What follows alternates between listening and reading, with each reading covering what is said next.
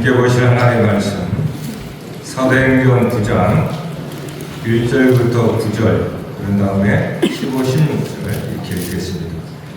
제가 먼저 읽습니다. 사울이 주의 제자들에 대하여 여전히 미혹과 사위가 등등하여 대제사장에게 가서 다메섹에 여러분의 땅에 가져갈 돈을 청하니 이는 만일 그 돌을 다루는 사람을 만나면 남녀를 혼론하고 결박하여 예루살렘으로 잡아오려 합니다. 사울이 길을 가다가 다메섹에 가까이 이르더니 호련히 하늘로부터 빛이 그를 둘러 비추는지라.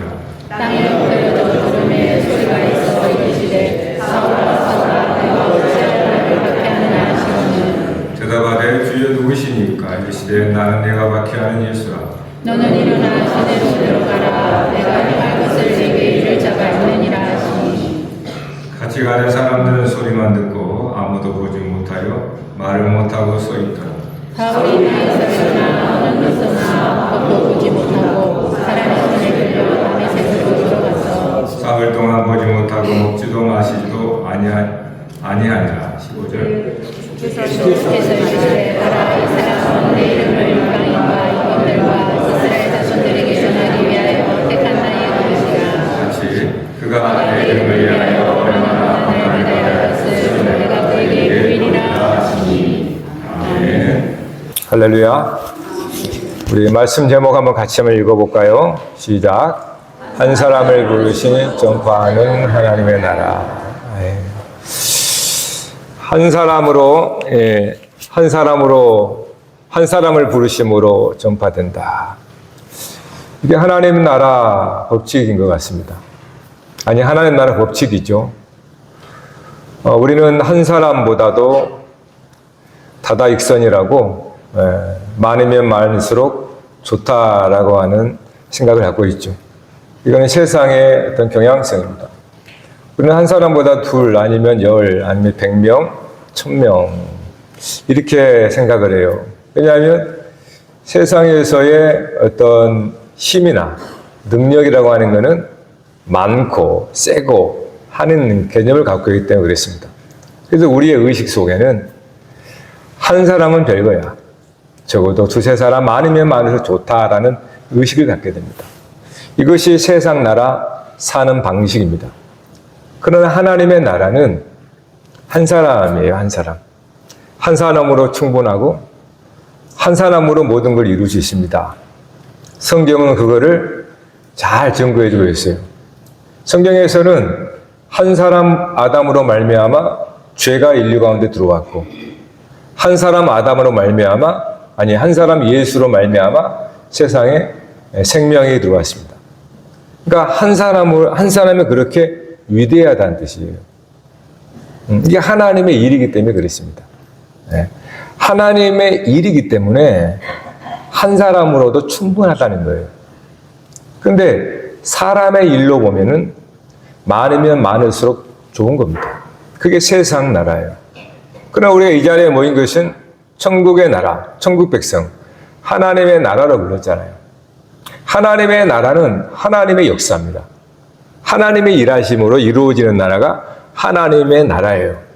그래서 한 사람으로도 충분하다는 거예요. 왜요? 역사는 하나님이 하시기 때문입니다. 그러므로 한 사람이나 100사람이나 1000사람이나 사실을 똑같습니다. 한 사람을 통해서 하나님의 역사가 일하시고 그 역사는 천이나 만이나 동일하다는 겁니다. 왜요? 하나님의 일이기 때문에 그래요. 만일에 우리들의 힘으로 하려면 사람이 많으면 많을수록 훨씬 좋겠죠. 그러니까 우리가 그런 착각을 하게 됩니다. 우리가 하나님의 나라 백성으로 이렇게 산다고 하면서 방식은 세상 방식을 따라서 행하거든요. 그러다 보니까 어떠한 왜곡이 있냐 하면 나 한 사람쯤이야 라고 하는 생각을 갖습니다. 나 한 사람이 뭘 할 수 있겠어? 이게 바로 세상에서 우리가 배운 가치관들이에요. 그것이 그대로 하나님 나라 백성이 되었음에도 그런 방식을 우리가 고수한다는 거예요. 그래서 나 한 사람이 뭘 할 수 있겠느냐라는 자조 섞인 생각을 하게 되는 겁니다. 그러나 여러분, 하나님의 나라는 한 사람으로 충분합니다. 그래서 성경에 한 사람이 천을 쫓고 한 사람이 만을 쫓는다라는 얘기를 합니다. 하나님의 일이기 때문에 그래요. 따라서 한 사람의 순종함으로 충분하다는 거예요. 한 사람의 그 순종함으로 하나님의 역사는 그대로 일어나는 겁니다. 그러니까 이러한 사고가 예수를 믿으면서 우리가 바뀌어 가야 되는 거죠. 한 사람 스데반이 순교를 당하자 교회에 박해가 일어나고 사마리아를 지나서 땅끝까지 복음이 전파되어지는 그런 역사가 있는 거예요. 오늘 우리가 보게 되는 사울 한 사람이에요. 한 사람의 회심을 통하여서 어쩌면 인류 역사의 핵이 물줄기가 바뀌게 됩니다. 유럽의 복음의 문이 활짝 열려버려요. 누구? 한 사람이죠. 그러니까 세상에서 우리가 살다 보니까 나 한 사람쯤이야 이렇게 해도 괜찮겠지라고 하는 사고는 그건 하나님 나라의 백성의 사고가 아니에요. 나 한 사람이 하나님 나라고 나 한 사람이 하나님의 나라의 거룩한 통로가 될 수 있다고 하는 것. 이것이 성경에서 말하는 가치관입니다. 그러므로 저와 여러분의 한 사람 한 사람이 존귀하고 그 한 사람을 통하여서 하나님은 하나님의 나라 일을 이루시고도 남는다라는 거예요. 왜냐하면 우리의 역량이 아니기 때문에 그렇습니다. 우리의 역량이 아니고 하나님께서 일하시는 역사이기 때문에 그렇단 말이에요. 이것은 굉장히 큰 유혹입니다.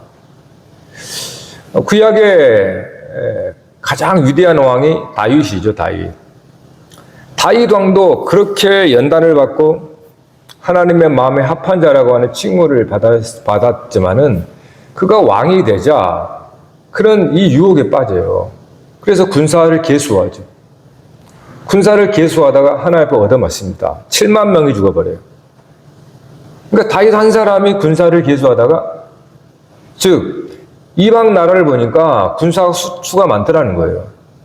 그러니까 땅이 크고 수가 많으면 많을수록 이기더라는 거예요. 그러니까 다윗도 금방 그렇게 유혹에 빠져버리는 거예요.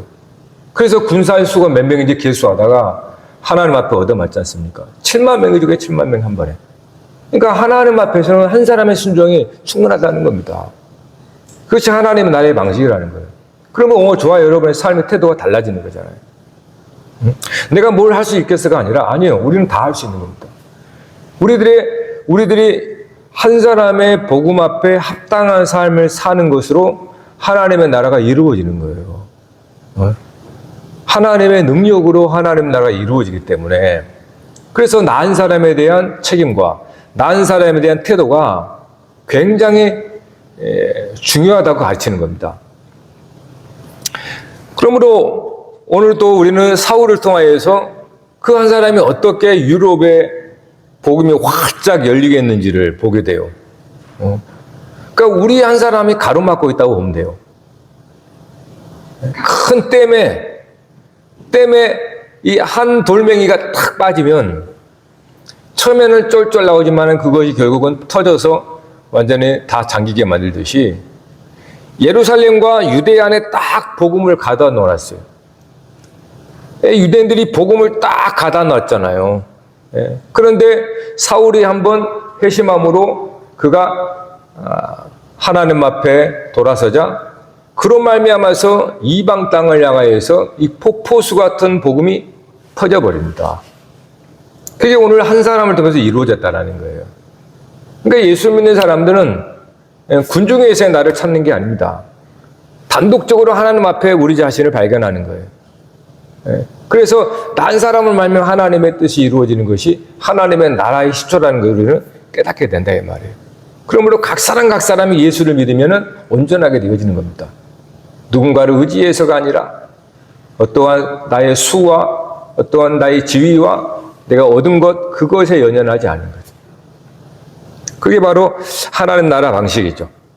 그래서 성경을 통하여서 하나님께서 많은 사람들을 부르지 않고 지극히 작은 한 사람을 불러서 오늘 이 자리에 이렇게 많은 사람들이 와 있는 겁니다.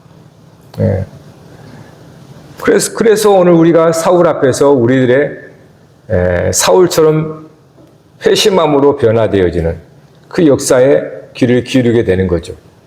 자, 그렇다면 오늘 사울이 어떻게 박해하던, 교회를 박해하던 그 사울이 회심으로 변화되어서 이제는 그가 박해하던 교회, 예수를 전파하게 되었는가 하는 거예요. 진짜 거짓말 같은 역사로 바뀌잖아요. 하루아침에 바뀌잖아요. 흔히 우리는 사람들은 잘 바뀌지 않는다라고 말합니다. 예, 잘 바뀌지 않지요. 그러나 그렇다고 해서 그렇지 않은 것도 아닙니다. 사울을 보니까 하루아침에 바뀌더라는 거예요. 오늘 이 시간에도 그런 역사가 있기를 바랍니다. 진짜로 세상에서 사람은 바뀌지 않아 라고 하는 그런 선입관과 편견에 잡혀서 난 바뀔 수 없다 라고 우리가 부정하기보다는 사울이 얼마나 완고한 사람인지 아세요? 사울이 굉장히 강박한 사람입니다. 진짜로 이 신앙에 있어서 오죽하면 스데반을 쳐 죽이는데 눈 하나 깜짝하지 않습니까? 그 말은요, 그럼 목숨을 걸고 신앙을 했다는 뜻이에요. 겁도 없습니다. 그러니까 그는 완전히 이렇게 굳은 사람, 어떠한 것에도 끔찍하지 않은 사람인데, 그가 오늘 우리가 보게 될 한 사건으로 말미암아 이 바위 같은 사람이 뒤집어 버려져 버린 거예요. 네? 교회를 잔멸하려고 군사들을 이끌고 공문을 받아다가 원정까지 가면서 가정가장 색출해서 교회를 박해하고 믿는 사람들을 잡아들여는 그 살기등등한 사울이 이제는 회당에 가서 예수가 하나님의 아들이다 전하는 일이 벌어진다는 겁니다. 이것이 사울에게만 일어나겠습니까? 오늘 우리에게는 일어나지 않을까요? 혹시 오늘 우리가 이 사울의 변화를 통하여서 하나님의 우리 주시고자 하는 건 무엇인가? 우리 한번 귀를 기울였으면 좋겠어요. 그래서 우리 또한 물론 사울처럼 한 번에 바뀔 수도 있겠지만 점점 바뀔 수도 있습니다. 그러니까 분명한 것은 하나님께서 사울이 어떻게 박해자에서 이제는 박해하되 예수를 전하게 되느냐 그 말이에요. 오늘 말씀의 배경을 보니까 사울이 이제 대제사장들에게 공문을 가지고 믿는 자들을 교회를 잔멸하려고 이제 원정을 떠났죠. 같은 일행들을 데리고. 그러다가 다메섹이라고 하는 곳에서 호련히 하늘에서 빛이 임한 겁니다. 그리고 음성이 들리는 거예요. 근데 그 음성이 뭐냐 하면 사울아 사울아 네가 어찌하여 나를 박해하느냐? 주여 누구십니까? 나는 네가 박해하는 예수라. 그 주변에 있던 일행들이 빛은 보았지만은 음성은 듣지 못했다고 나옵니다. 그러니까 사울 한 사람에게 하나님께서 말씀했던 거예요. 주님이 말씀한 겁니다. 여기서도 똑같아요, 여러분. 빛이 임하지만 누구는 듣고 누구는 못 들을 수 있어요. 그러니까 나에게 하나님 말씀하옵소서. 내가 듣기를 원합니다. 라는 그러한 우리의 마음의 소원이 굉장히 중요해요. 그러니까 사울이 이 말을 듣는 거예요. 사울아, 사울아, 네가 어찌하여 나를 박해하느냐. 그러니까 사울이 이 소리를 듣고 바로 알았습니다. 그래서 주여 그러는 거예요, 주여. 하나님, 주여 그러겠단 말이에요. 누구십니까? 나는 네가 박해하는 예수라. 이렇게 말합니다. 이런 이 주님과의 이 두 마디. 이 두 마디가 사울이 이 강팍한 사울, 교회를 잔멸하려고 살기가 등등했던 이 사울이 바뀌어져 버리는 그 말씀인 거예요. 우리 이 말씀을 많이 들었을 겁니다. 그러면서 우리는 어떤 면에서 급작스러운 우리의 삶의 체험이었기 때문에 이거는 사울만의 특별한 일인가 보다라고 치부했을지 몰라요. 그러나 이 속에 하나님께서는 사울의 급작스러운 회심을 통하여서 우리에게 주시는 말씀이 있습니다. 이 말씀이 오늘 저와 여러분의 귀에 들리고 정말 이 사울이 박해자가 박해를 받는 자가 된 것처럼 어떻게 그렇게 될 수 있을까? 단순히 신비적인 체험이 아닙니다. 신비적인 빛이 있어서 잠깐 눈이 어두운 게 아니에요. 아나니아가 기도하니까 눈의 비늘이 벗겨졌다 그러죠. 이건 자연적인 일이 아니라는 뜻입니다. 주님의 말씀, 주님과 만남 속에서 주님의 말씀을 통해서 사울이 그의 삶의 180도 뒤집어졌다는 거예요. 그가 그동안 갖고 있던 모든 의식체계, 신념체계, 신앙체계, 삶이라고 하는 모든 것이 이 말씀 앞에서 완전히 뒤집어져 버렸다는 뜻이에요. 그러지 않고서는 하루아침에 박해를 받는 자가 될 수가 없습니다. 아무리 미사오그를 통해서 설득을 한다 해도 그럴 수 없죠. 아무리 유혹을 해도 바뀌겠습니까? 근데 사울은 누구는 바꿔도 사울은 못 바뀔처럼 사울은 정말로 완고하고 이 유대주의 신앙에 철저한 사람이거든요. 그 자신도 그렇게 고백했어요. 나는 히브리인 중에 히브리인이다 그랬단 말이에요. 나는 누가 봐도 히브리인이다. 다른 사람은 히브리인인지 아니면 헬라인인지 왔다 갔다 하지만 나는 히브리인 중에 히브리인이다. 그 말은 나는 어디를 봐도 히브리인이다 이 말이에요. 나는 율법에 있어서도 흠이 없는 자다. 다른 동갑자보다도 훨씬 더 나는 특출난 특심을 갖고 있다. 이렇게 자기를 소개할 정도로 사울은 다른 사람은 바뀌어도 사울은 안 바뀔 사람이란 말이에요. 그런데 사울이 예수님을 만나고 거짓말처럼 바뀌었습니다. 그러니까 사울이 바뀌었다는 소리를 들으니까 충격을 받은 거예요. 안 믿어. 누가 믿겠습니까? 아나니아에게 주님이 야 너 가서 집가라는 곳에 가면 사울이라는 사람이 있을 거야. 그에게 내가 말한 얘기를 하니까 아나니아가 뭐라고 그래요? 아이고 주님 이 사울에 대해서는 소문이 자자합니다. 그가 교회를 잔멸하고 또 이 원정까지 공문을 갖고 온다는 걸 다 소리 들었는데 어떻게 가서 전합니까? 주님의 말씀에도 못 믿는 거예요. 사울이 그만큼 그 당시에 박해자의 대표자이기 때문에 하나님께서는 사울을 변화시킵니다. 그리고 그것이 그냥 사울만의 특별한 일이 아니라 모두의 일이라는 것을 말씀을 주세요. 자, 그러면 사울아 사울아 네가 어찌하여 나를 박해하느냐 나는 네가 박해하는 예수라. 이 말씀 속에 사울이 깨달은 게 뭘까요? 사울의 눈의 비늘이 벗겨졌다 그랬거든요. 그게 눈이 벗겨졌다. 들보가 확 빼져버린 거거든요. 눈의 들보가 확 빼져서 그는 보지 못한 것을 보게 된 겁니다. 듣지 못한 것을 듣게 된 거거든요. 근데 그 말씀이란 말이에요.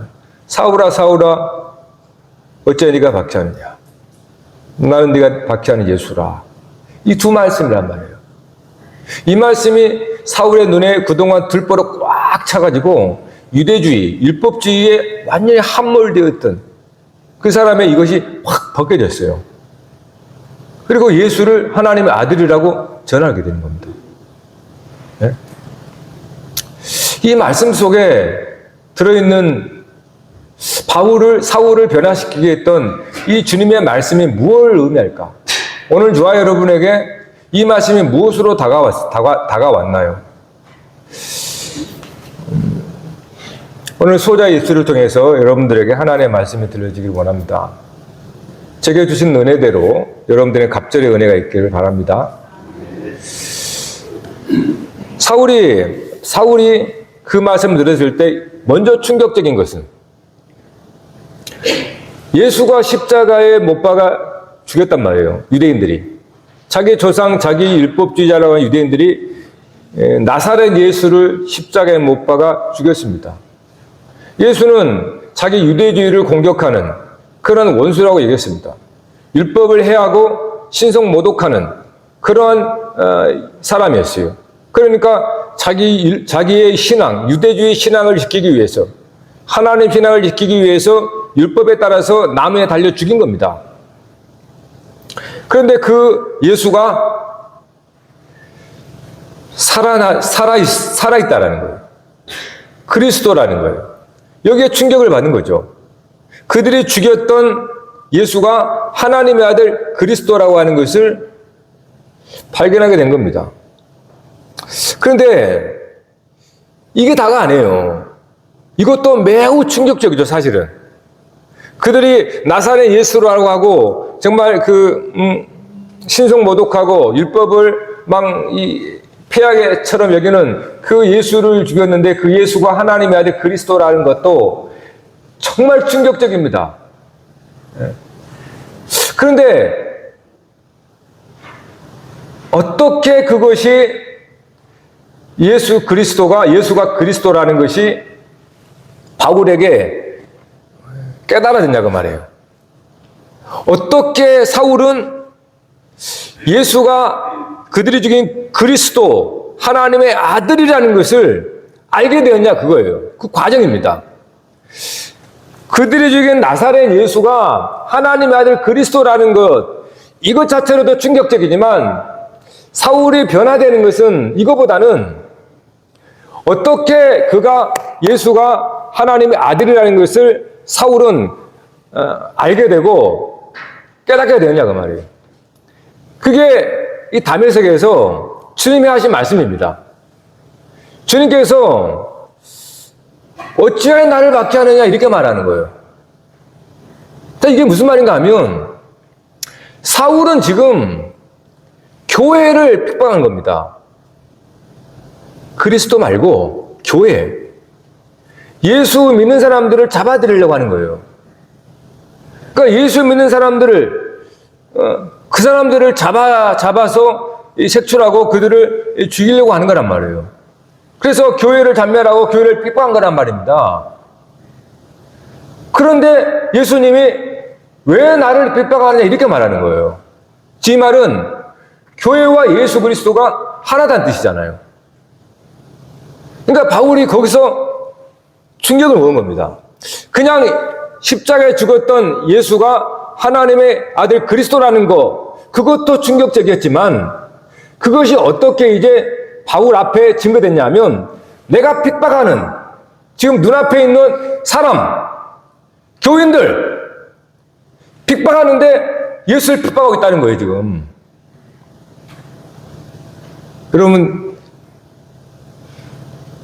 그러니까 몇 년 전에 죽으셨던 예수가 지금 내가 현장에서 잡아 죽이는, 핍박하는 교회가 그리스도라고 말하는 거예요.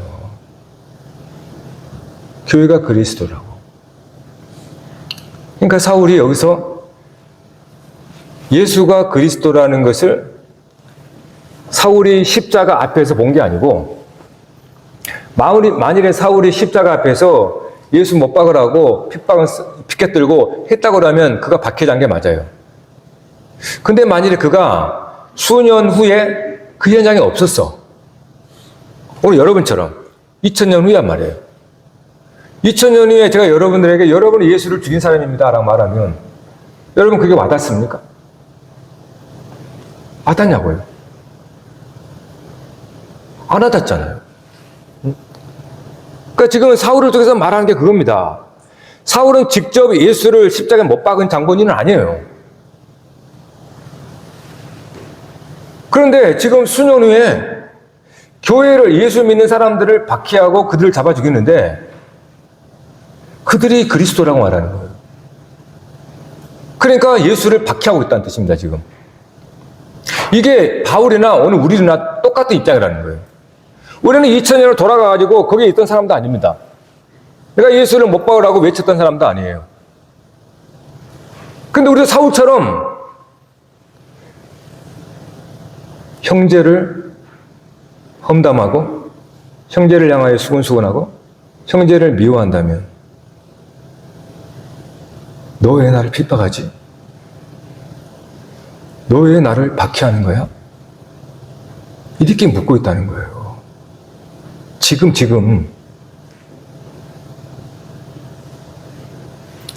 여러분 사울이 안 바뀔 수 있을까요? 그가 박해하는 족족 그리스도로 보이고 그 형제가 그리스도로 보인단 말이에요. 그럼 박해할 수 있을까요?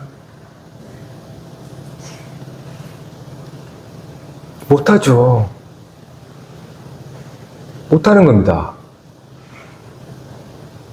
여러분, 죄가 무엇입니까? 죄는 하나님과 나를 분리시키는 거예요. 하나님은 하나님, 나는 납니다. 이게 죄예요. 예수는 예수, 나는 나. 이게 죄란 말이에요. 이런 죄로서는 사울의 이 사건을 이해할 수가 없습니다.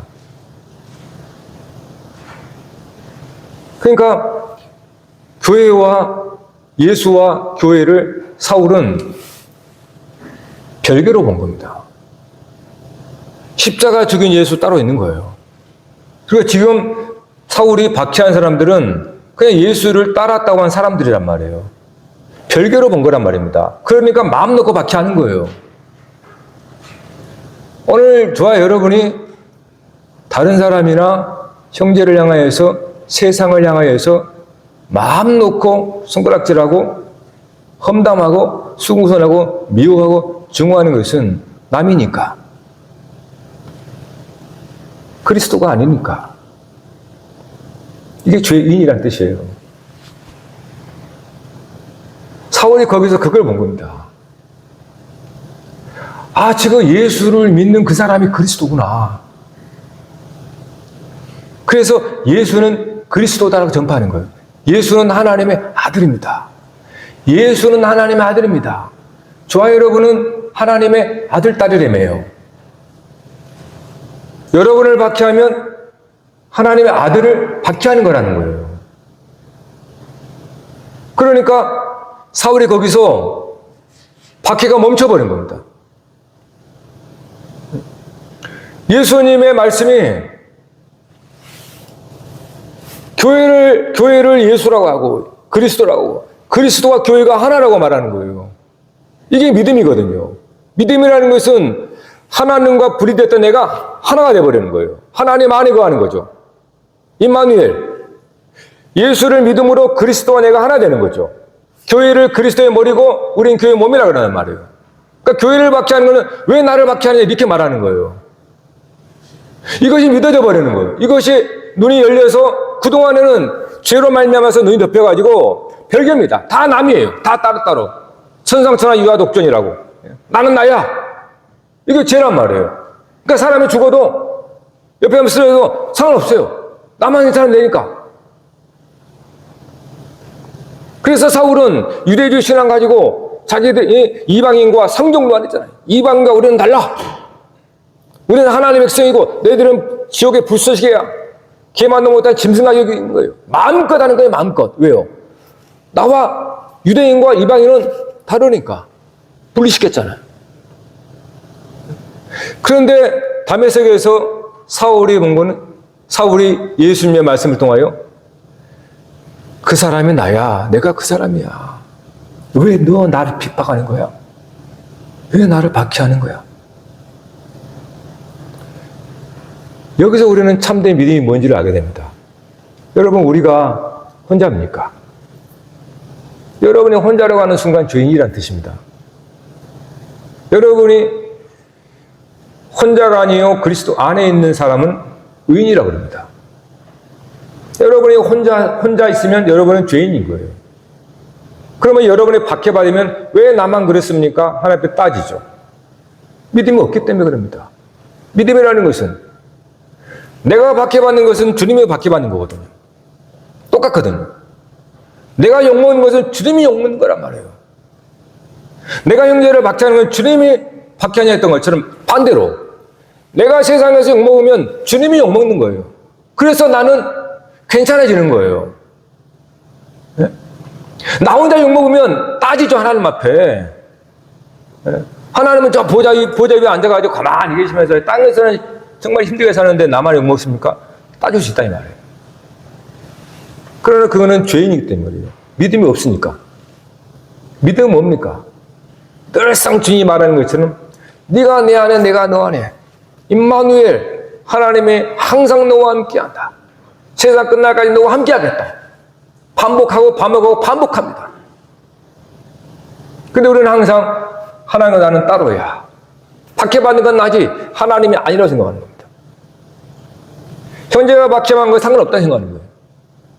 그러니까 이 들보가 빼지지 않는 한 우리는 죽을 때까지 죄인으로 사는 거예요. 근데 사울이 주님의 말씀을 들으면서 그 들보가 빼져버린 겁니다. 교회와 예수를 믿는 그 사람이 한 사람이구나, 하나구나. 그래서 성도를 박해했더니 예수를 박해한 것으로 들리는 거예요. 너 왜 나 박해하는 거야?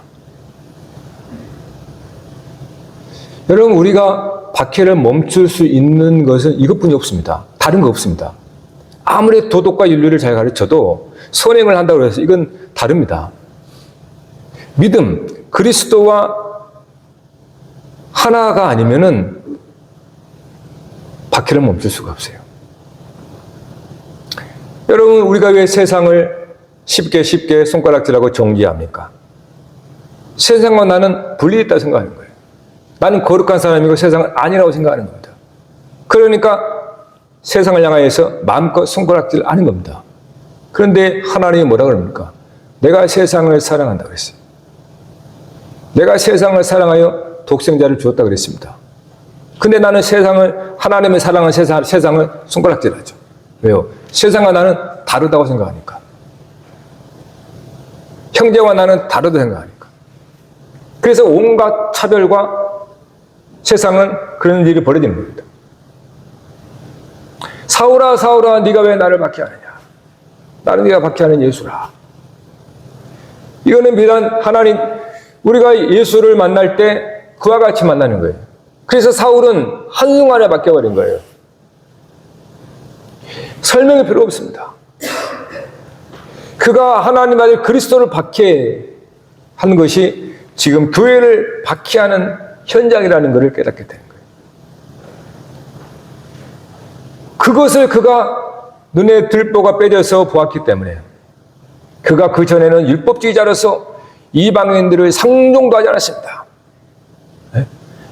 이방 땅도 밟지도 않았어요. 그 정도로 차별하고 분리를 시켰는데 이제는 그가 이방인의 사도로 부름을 받습니다. 이 엄청난 일이에요. 그가 적대했던 이방인들을 향하여서 번영을 받은 겁니다. 이방인들은 박해해도 괜찮다는 거예요. 그게 유대주의였습니다. 그런데 그가 예수를 통하여서 다메섹에서 그 말씀을 깨닫고 그가 박해했던 유대인 이방인들에게 나가게 되는 거예요. 그리고 박해를 받아요. 박해를 받아도 맞대어 박해하지 않습니다. 왜냐하면 사울이 박해받는 것은 그리스도가 박해받는 것을 알기 때문에 이제 나 혼자 박해받는 게 아니라 내가 죽은 것은 그리스도가 죽은 거야. 내가 상처받는 것은 그리스도가 상처받은 거야. 내가 고난받는 것은 그리스도 받은 것이야. 라고 그리스도와 믿음으로 하나 되는 것을 그가 알기 때문에 아무것도 모르는 이방인들이 자기를 박해해도 맞대어 박해하지 않는 겁니다. 왜요? 주님의 박해받은 걸 알기 때문에.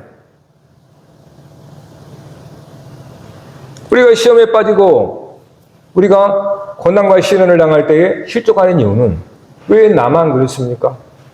Why? 왜 나만? 이것 때문에 실족하거든요. 박해가 사라지는 것이 아니에요. 고난 당하는 것이 사라지는 건 아닙니다. 평생 동안.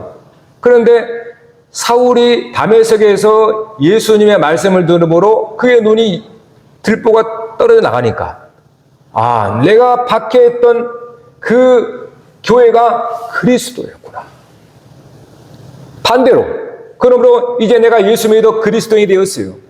세상에 알림다고 나를 박해한다 할지라도 나만 박해받는 게 아니라 그리스도가 박해를 받는구나. 이게 영광이라는 거예요. 내가 그리스도의 박해에 참여한다는 것이 이겁니다.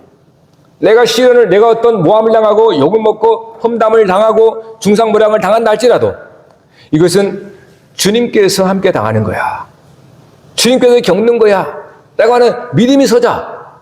그는 그러한 시련과 고난이 실족이 안 되는 겁니다. 주님께서 함께 하시니까.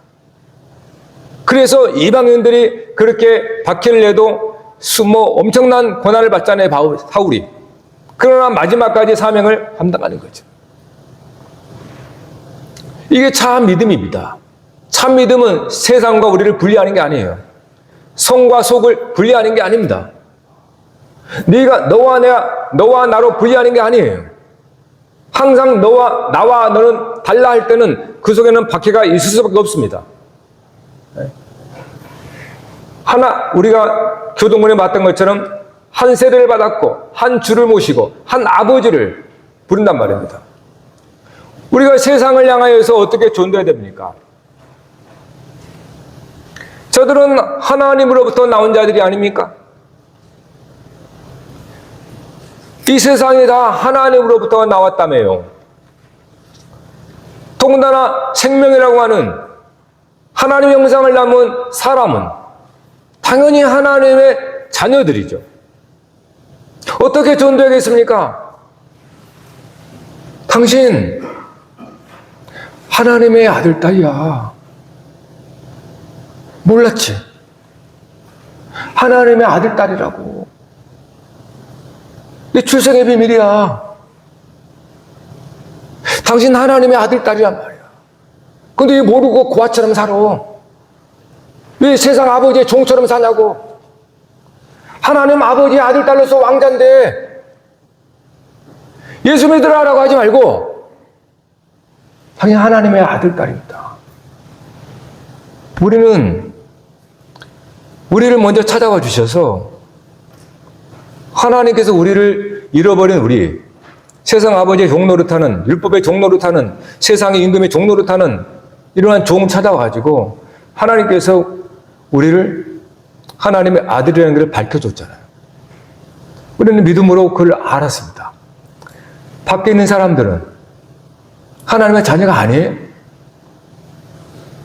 아니요, 모를 뿐인 겁니다. 하나님의 자녀인데 모르고 있는 거예요. 우리는 아는 거잖아요. 우리가 무슨 공로가 있습니까? 우리가 뭐 열심히 공부해서 안 겁니까? 우리가 뭐 자격증을 따서 한 겁니까? 온갖 주님이 오셔가지고 하나님의 아버지라 부르잖아요. 저들은 하나님의 아들인데 집 나간 탕자라서 아버지 없이 사는 거예요. 꼬아처럼.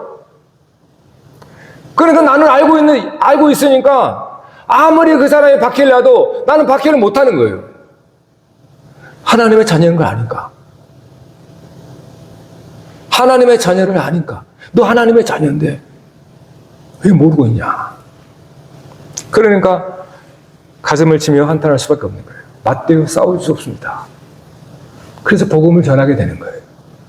복음을 전해야 내가 하나님의 아들이구나 알 때 비로소 회개하게 됩니다. 내가 죄인이구나. 죄인은 뭡니까? 여러분이 예수를 십자가에 못 박았다는 거예요. 바울이 내가 하나님의 영광을 위해서 율법을 지키기 위해서 그렇게 한 건데 따져보니까 내가 예수를 박해한 사람이네. 이게 깨달은 순간 내가 죄인이구나.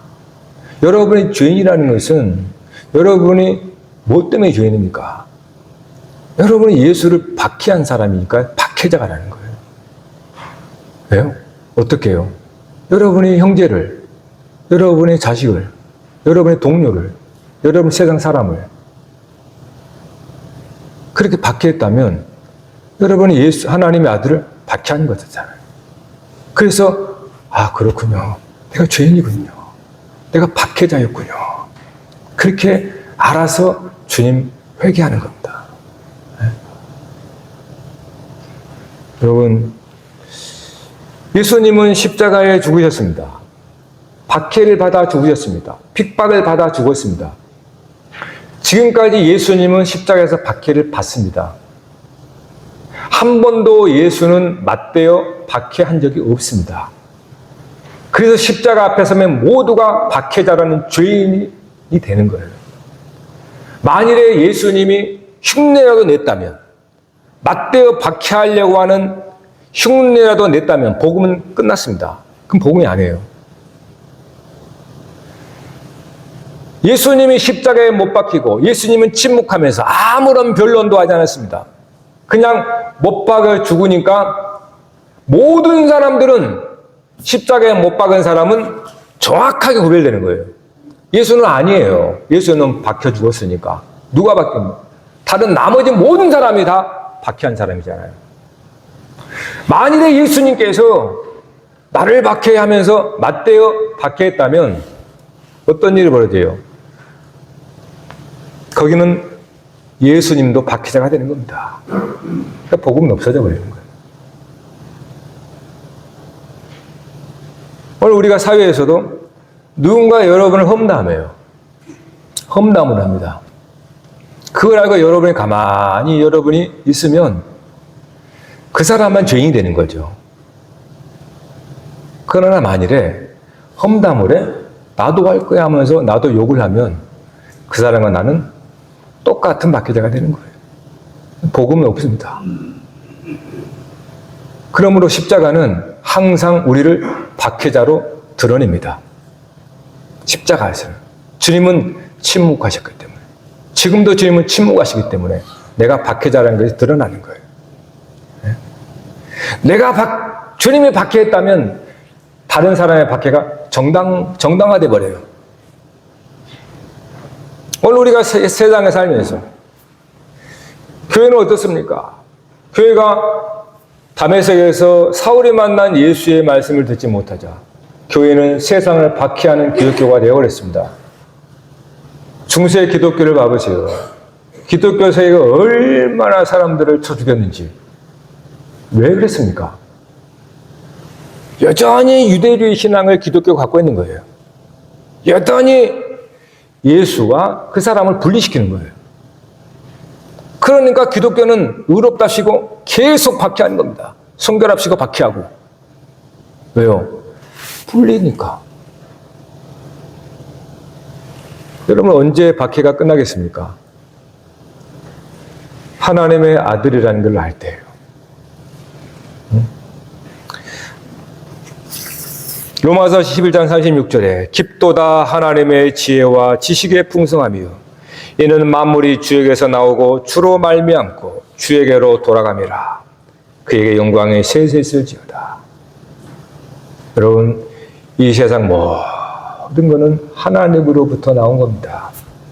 다만 우리는 먼저 하나님부터 왔다는 걸 아는 거예요. 먼저 아는 거예요. 그리고 아직 오지 않은 사람은 모르고 있는 거예요. 그래서 가르쳐 줘야 한다는 거예요. 네? 그러면 박해하던 그 사람이 그거를 알고 자기가 죄인인 걸 알게 된단 말이에요. 아, 내가 하나님의 아들이었구나. 하나님의 딸이었구나. 근데 그것도 모르고 네? 세상에 나온 자처럼 육신의 아버지가 내 아버지인 것처럼 그렇게 종노릇하며 내가 살아왔구나. 하나님을 아버지라 부른 사람은 그리스도인입니다. 그러므로 혼자가 아니에요. 여러분은 혼자가 아닙니다. 그리스도와 함께합니다. 할렐루야. 그러면 여러분이 박해받는다고 해서 너무 실망하지 마세요. 주님께서 같이 받는 겁니다. 항상 주님과 함께하는 겁니다. 내가 기쁜 일이 있어도 주님이 기뻐하고 내가 슬픈 일이 있어도 주님도 슬퍼하는 거예요. 그것이 믿음입니다. 그는 우리뿐만 아니라 세상의 다른 사람들 그래가지고 돼야 된다는 거예요. 그렇게. 근데 아직 모르니까 매를 맞아도 가는 거예요. 우리가. 그가 들보가 빼지면 그 자신이 용서를 빌 거니까 그 전까지는 몰라요. 그래서 복음을 전하는 거예요. 매를 맞아도 복음을 전하는 거예요. 네. 아무리 얘기해도 모르면 할 수가 없는 겁니다. 사랑하는 성도 여러분, 하나님은 세상을 사랑합니다. 그래서 독생자 예수를 주셨습니다. 오늘 저와 여러분은 이제는 혼자가 아니에요. 죄는 하나님과 우리를 떨어뜨렸습니다. 그러나 그리스도 말미암아 다시 우리를 하나로 하셨습니다. 그래서 임마누엘입니다. 그러므로 우리는 모든 사람을 볼 때도 하나님의 아들, 딸이라는 것을 보게 되는 거예요. 그런데 어떻게 박해를 할 수 있겠습니까? 어떻게 미워하고 증오할 수 있겠습니까? 그거는 내가 예수를 증오하고 예수를 욕하는 거거든요. 여러분, 따라서 그럴 때만 우리는 세상을 품을 수가 있고 복음을 전할 수 있습니다. 원수도 사랑하게 됩니다. 우리가 먼저 알았고 먼저 하나님을 아버지라고 부르게 했던 믿음 때문에 오늘 저와 여러분이 정말로 사울이 한순간에 바뀐 것처럼 여러분도 이 주님의 말씀을 깊이 묵상하시면서 여러분의 삶에 정말 땅 끝까지 하나님의 아들, 딸로 살아가는 여러분 되길 바랍니다. 기도하십시다.